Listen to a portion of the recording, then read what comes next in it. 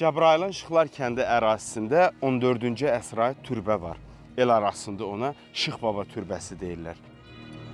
Şıxlar kəndi də öz adını məhz burada dəfn olunan Şıx Baba şəxsiyyətindən alıb.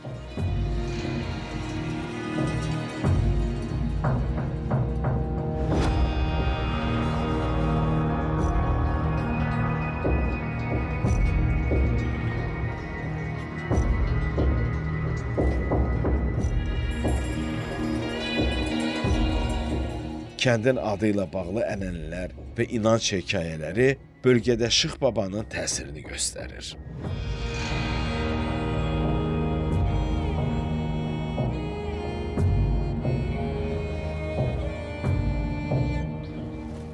(1308-ci ildə tapılan daş kitabədə göstərilir ki, burada yatan şəxs Qədriyə cəmiyyətinin şeyxi olub. Türbə həm xaricdən, həm də daxildən dairəvi formadadır. Çox təəssüf ki, onun günbəzi dağılıb və içində belə bir ağac bitib. İçəridə siz müxtəlif qəbir daşlarına və daş kitabələrə rast gələ bilərsiniz. Ümumiyyətlə, Şeyx Baba Piri həmişə yerli cəmaatın ziyarət elədiyi yer olub. Şıx Baba Azərbaycanın müxtəlif bölgələrində tanınan və hörmət edilən sufi liderlərindən biri idi.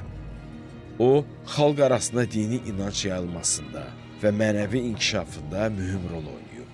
Şıx Baba dini biliklərə sahib olan və insanlara yol göstərən bir şəxs kimi tanınır.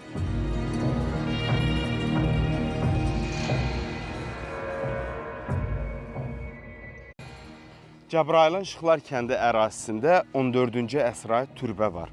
El arasında ona Şıx Baba türbəsi deyirlər.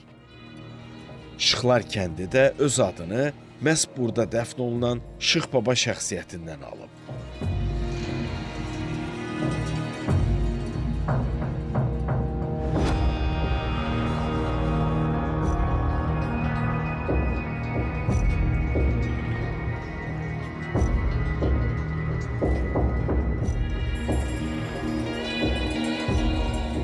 Kəndin adı ilə bağlı ənənələr və inanc hekayələri bölgədə Şıx Babanın təsirini göstərir.